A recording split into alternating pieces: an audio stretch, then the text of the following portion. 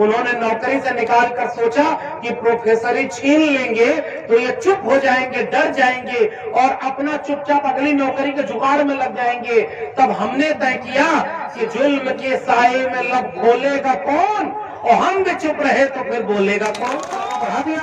उन्होंने सोचा कि सेटिंग और जुगाड़ बना करके अपने काम में लग जाएगा।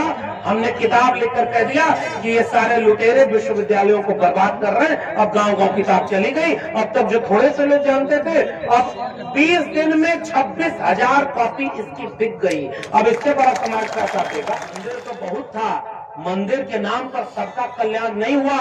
सबकी झोपड़ी के भाग नहीं जगे थे। जगर गरीब कमजोर किसान मजदूर के झोपड़ी के भाग अगर किसी ने जगाए तो वो शिक्षा ने जगाए, संविधान और मंडल कमीशन ने जगाए हैं, और किसी ने झोपड़ी के भाग नहीं जगाए। इसलिए आपसे कहने आया, इसलिए मैंने ये किताब लिखी और आपको भी कह के जा रहा। इसलिए मत खरीद कर पढ़िएगा कि ये मेरी किताब है। अगर आपको मेरे नाम से खरीदना है तो मत खरीदिएगा। लेकिन अगर आपको ये चिंता हो कि आपके देश के स्कूल, कॉलेज और विश्वविद्यालय बर्बाद किए जा रहे हैं और फिर से संविधान वाले विश्वविद्यालय अब नहीं बचेंगे, मनुस्मृति वाला विश्वविद्यालय बचेगा, इस खेल को और इस साजिश को समझना हो और कलम और किताब को बचाना हो, मैं आपसे गुजारिश करके जा रहा हूं, इस किताब को घर घर बांटिएगा ताकि आपके बच्चों को पता चले कि जहां आपके बच्चे कल पढ़ने जाएंगे वहां क्या हो। इसलिए मैं आपसे ये कहने आया। एक बात बताइए, इलाहाबाद विश्वविद्यालय बर्बाद होगा तो आपका नुकसान है कि किसी और का नुकसान है? क्योंकि आप जगह जमीन बेचते, 1 रुपया बचाते, तब जाकर के आप अपने बेटा बेटे को स्कूल पढ़ाते। तब जाकर के मैं मुफ्त इलाहाबाद को याद करता हूं तो मुझे लगता है कि पंछियों को रहने के लिए जो घोंसले बनाए जाते हैं ना, हम जैसे लोगों के लिए स्कूल, कॉलेज, विश्वविद्यालय वो घोंसले थे जो सरकारी थे और 300 रुपए फीस थी। उस विश्वविद्यालय ने हम जैसे लोगों को पढ़ाया, कलम और किताब हाथ में दी, तब जाकर के आज इतना काबिल बन पाए कि नौकरी अब छोटी बात रह गई है। अब विचारधारा की लड़ाई हम इस पूरे मुल्क में लड़ने की काम करना चाह रहे हैं। तो उस इलाहाबाद विश्वविद्यालय को हम याद करते हैं जहां प्रोफेसर विक्रम है। पता नहीं क्या क्या जुल्म इनके ऊपर हो रहा। और ये भी बात बहुत खरी खरी बोलते हैं। शुरू में तो मेरी बात है, मैंने कहा सर इतना भी खरा मत बोल दीजिए, लेकिन उन्होंने संकल्प लिया कि आप बताइए कि हम गलत तो नहीं बोल रहे। तो हमने कहा कतई नहीं। तो ये खरी बात बोलने वाले लोग इस मंच पर बैठे हुए हैं। एक व्यक्ति महत्वपूर्ण नहीं होता, एक व्यक्ति की लड़ाई से कोई सामाजिक परिवर्तन भी नहीं होता। अगर ये सामाजिक परिवर्तन होना होता तो हमसे बहुत काबिल, हम लोगों की कोई तुलना ही नहीं है, जिसके नाम पर यह कार्यक्रम रखा गया है। और मैं खुद कहता हूं, उस पूरे संत आंदोलन का एक बड़ा नाम हमारे पुर के कबीर, सदगुरु कबीर से हो गया होता वो परिवर्तन, सदगुरु रविदास से हो गया होता वो परिवर्तन। उसके बाद फूले अम्बेडकर, पेरियार ने समाज को बदलना चाहा। बाबा साहब अम्बेडकर के खिलाफ तो उन्हीं के लोगों को खड़ा कर दिया गया, तब भी वो परिवर्तन नहीं हुआ। उसका परिवर्तन इतना हुआ है कि अगर कबीर, रैदास, पलटू दादू, भीखा, बुल्ले शाह, बाबा फरीद न होते, गुरु नानक, चोखा मेला, नारायण गुरु, बसवन्ना न होते, फूले अम्बेडकर, पेरियार न होते, डॉक्टर राम मनोहर लोहिया, डॉक्टर भीमराव अम्बेडकर, मान्यवर कांशी राम जैसे लोग न होते, तो हम जैसे लोग यहाँ कतई खड़े न होते और ये लड़ाई नहीं आगे बढ़ा रहे होते। उन लोगों के होने की वजह से हम हैं। लेकिन एक बात आप भी सोचकर बताइए, उन लोगों के सामने जब परिवर्तन इतना तेजी से नहीं हुआ तो हमारे कड़ी यारी चला देने से तुरंत हो जाएगा क्या? और वो भी सरकार ऐसे लोगों की हो जो रोज जेल और मुकदमा का खेल खेल रही है। अपराधी, बलात्कारी घूम रहे हैं और तमाम बाबा घूम रहे हैं। इस देश में बाबाओं की फेहरिस्त लग गई है और उसमें एक बाबा है, अभी आऊंगा थोड़ी देर बाद बाबाओं पर, लेकिन उसको रोज पैरोल मिलती है, वो जेल से बाहर है। और खोजिए आपके आसपास के विचारधारा की लड़ाई लड़ने वाले लोग, मुकदमा आपके ऊपर हो रहा है कि नहीं हो रहा है? आपको पुलिस परेशान करती कि नहीं करती? आपका अपना आदमी आपके खिलाफ खड़ा हो जाता है कि नहीं होता? यही कार्यक्रम हो रहा है। इस कार्यक्रम को अगर राजनीतिक रंग दे दिया जाता तो मान लीजिए कि इस पार्टी का कार्यक्रम होता, उसी में से दूसरा आदमी उस पार्टी का विरोध करता, भीड़ नहीं थी, बेकार है, फ्लॉप हो गया, कोई मजा ही नहीं उस कार्यक्रम में। अपना ही आदमी सबसे पहले विरोध करता है। तो वैचारिक काम में इतना मुश्किल अगर है तो कल्पना करिए कि उस वैचारिक काम का तरीका भी हमें बदलना होगा कि नहीं होगा। और इस तरीके में मेरी पहली गुजारिश आप लोगों से यह होती है, विचारधारा की लड़ाई जब हजारों साल से चली आ रही है तो अभी कई सालों तक लड़ी जाएगी। इसलिए वो लड़ाई अनवरत लड़ते रहना है। जितने नौजवान यहां पर आए हुए हैं, जितने जोश में उत्साह में लोग आए हुए हैं, आप हमें सुनने आए हैं तो अब मेरे भाषण देने का एक तरीका यह हो सकता है कि मैं अपना ज्ञान बघाड़ दूं कि मैंने इतनी किताब पढ़ी, मैं रविदास जी पर इतनी बातें बोलूं, बाबा साहब पर बोलूं, कांशीराम पर बोलूं, लोहिया पर बोलूं और आपको भी लगे कि बड़ा विद्वान आदमी है, एकदम बात करके गया। उसका फायदा क्या होगा? दूसरी बात, मैं आपको इस मंच पर खड़ा होकर कह दूं मनुवाद कैसी कैसी कर दो, आप यहाँ कार्यक्रम खत्म होने के बाद साइकिल से निकले और जहां देखा कोई ऐसा आदमी साइकिल लेके भर गए, अभी खत्म कर देना है, और वहां जाके पिटा गए। ऐसा जोश क्यों भरना भाई? कि आपको अगर कोई सुन रहा है तो उसे दिशा दिखाना हमारा काम है, केवल और केवल इतना काम हमारा है, क्योंकि विचारधारा दिखाने का काम हमारे तमाम पुरखों ने कर दिया, जिसका बैनर पोस्टर पर फोटो लगा हुआ है। ये जो विचारधारा की लड़ाई की लकीर खींच गए हैं, हम उसी विचार को पढ़ करके आपके बीच में खड़े हैं। लेकिन हम एक गुजारिश करेंगे, तरीका क्या होना चाहिए। इसलिए मैं तमाम नौजवान साथियों को कह रहा हूं, लड़ाई बहुत लंबी और बड़ी लड़ाई है, हजारों साल के शोषण और अन्याय के खिलाफ ये लड़ाई है। तो 2 दिन में जीत नहीं जाएगी क्या? और इस लड़ाई को लड़ने का पहला काम ये होना चाहिए, मनुवाद, ब्राह्मणवाद, तमाम चीजों पर बोलने के लिए आप अपने नाम से अपने फेसबुक पर, अपने ट्विटर पर कोई भी धर्म के खिलाफ ऐसी टिप्पणी मत करिए जिससे आपको मुकदमा और जेल हो जाए। इस मेरी बात को गौर से समझिए। आपको अगर किसी भी वैचारिक बात को कहना है तो लिखिए कि जैसे बाल काटना नाई का धर्म नहीं धंधा है, जैसे कपड़े का काम करना धोबी का धर्म नहीं धंधा है, जैसे लकड़ी का काम करना बढ़ई का धर्म नहीं धंधा है, जैसे लोहे का काम करना लोहार का धर्म नहीं धंधा है, वैसे ही दान दक्षिणा के नाम पर पाखंड फैलाना उनका धर्म नहीं धंधा है। लेकिन नीचे लिखे ये बात मैं नहीं कह रहा, ज्योतिबा फूले अपनी गुलामगिरी किताब में लिखा है। ज्योतिबा फूले से बड़े विचारक आप हैं कि मैं हूं? बाबा साहब डॉक्टर अंबेडकर से ज्यादा इस बीमारी का इलाज ना आप कर सकते न मैं कर सकता हूं। तो बाबा साहब अंबेडकर के विचार को उनके कोटेशन के साथ लिखिए। अगर किसी को मुकदमा करना होगा तो वो जाए फूले पर करे, पेरियार पर करे, अंबेडकर पर करे, आप पर क्यों कोई मुकदमा करे? इस बात से आप सहमत हैं कि नहीं सहमत? उनसे ज्यादा बड़े विद्वान हमें क्या? उनसे ज्यादा बड़ी लड़ाई हम लड़ रहे हैं क्या? उनसे ज्यादा कोई बड़ा आंदोलन खड़ा कर रहे हैं क्या? अरे हम सब तो वो लोग हैं जो इस कार्यक्रम से भी लाभ लेने की कोशिश करेंगे। हमारी भी वीडियो इतने लोग बना रहे हैं, बड़ा लोग देखेंगे, तारीफ करेंगे, हमको भी अच्छा लगेगा। लेकिन इससे कोई बड़ी लड़ाई तुरंत पूरी हो जाएगी क्या इस कार्यक्रम के बाद?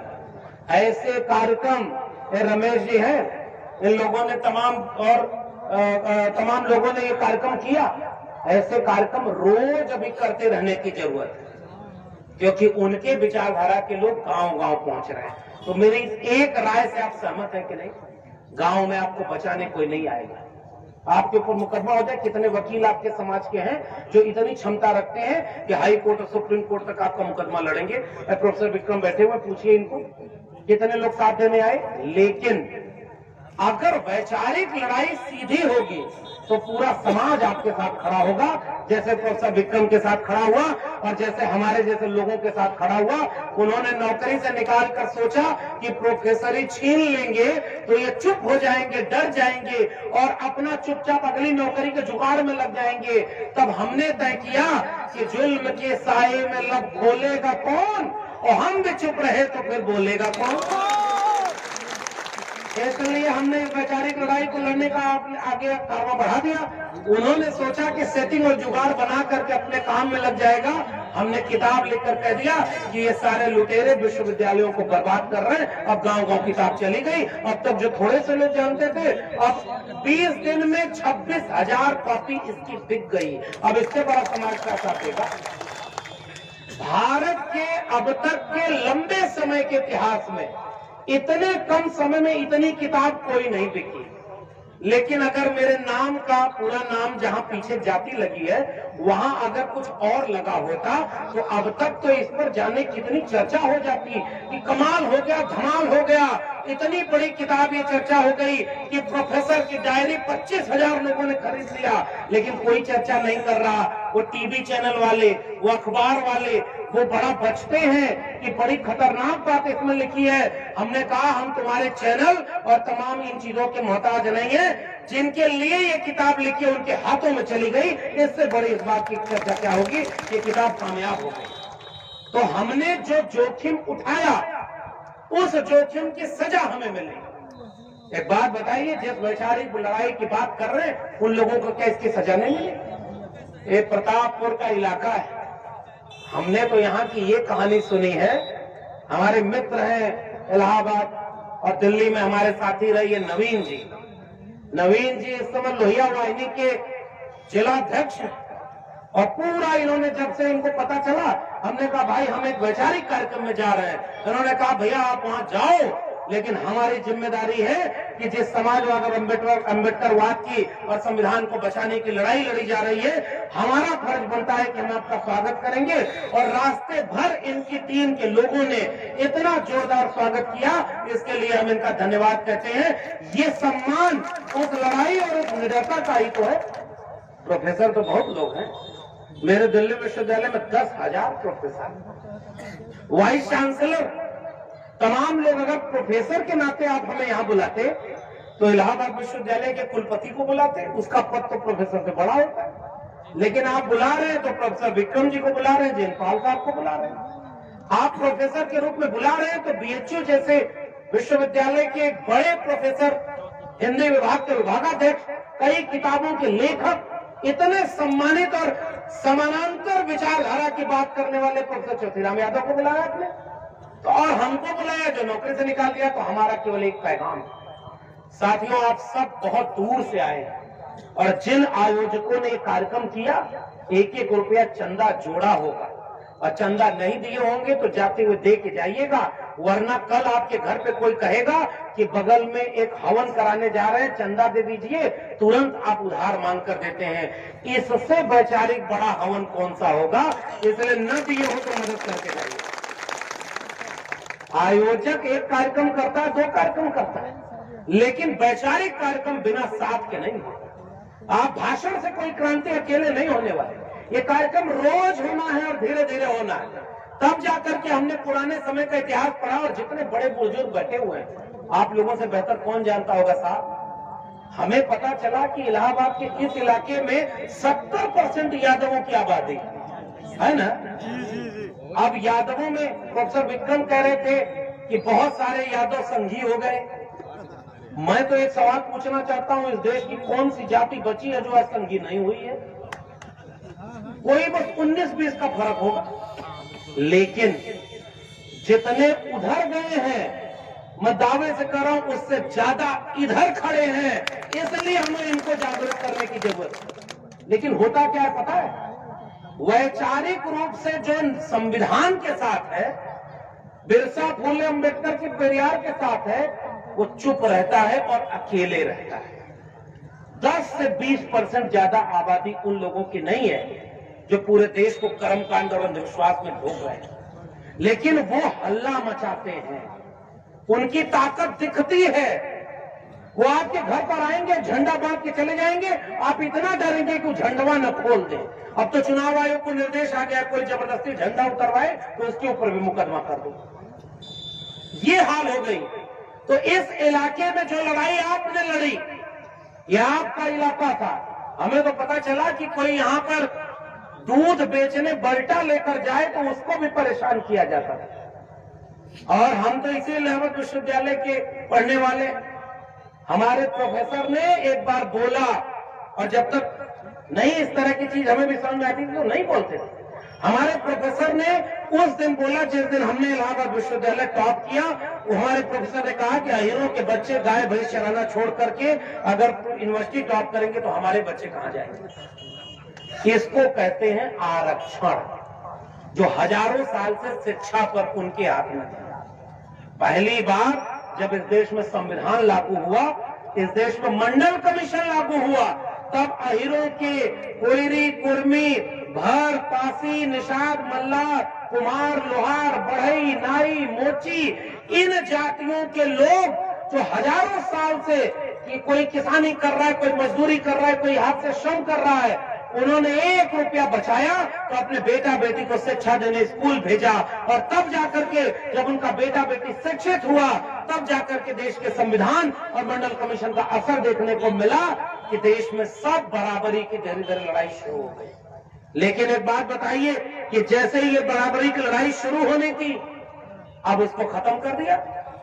इसलिए मैंने ये किताब लिखी और आपको भी कह के जा रहा हूं, इसलिए मत खरीद कर पढ़िएगा कि ये मेरी किताब है। अगर आपको मेरे नाम से खरीदना है तो मत खरीदिएगा, लेकिन अगर आपको ये चिंता हो कि आपके देश के स्कूल, कॉलेज और विश्वविद्यालय बर्बाद किए जा रहे हैं और फिर से संविधान वाले विश्वविद्यालय अब नहीं बचेंगे, मनुस्मृति वाला विश्वविद्यालय बचेगा, इस खेल को और इस साजिश को समझना हो और कलम और किताब को बचाना हो, मैं आपसे गुजारिश करके जा रहा हूं, इस किताब को घर घर बांटिएगा, ताकि आपके बच्चों को पता चले कि जहां आपके बच्चे कल पढ़ने जाएंगे वहां क्या हो रहा है। इसलिए मैं आपसे ये कहने आया। एक बात बताइए, इलाहाबाद विश्वविद्यालय बर्बाद होगा तो आपका नुकसान है कि किसी और का नुकसान है? क्योंकि आप जगह जमीन बेचते, 1 रुपया बचाते, तब जाकर के आप अपने बेटा बेटी को स्कूल पढ़ाते, तब जाकर के ना मुक्ति मिली। मंदिर तो बहुत था, मंदिर के नाम पर सबका कल्याण नहीं हुआ, सबकी झोपड़ी के भाग नहीं जगे थे।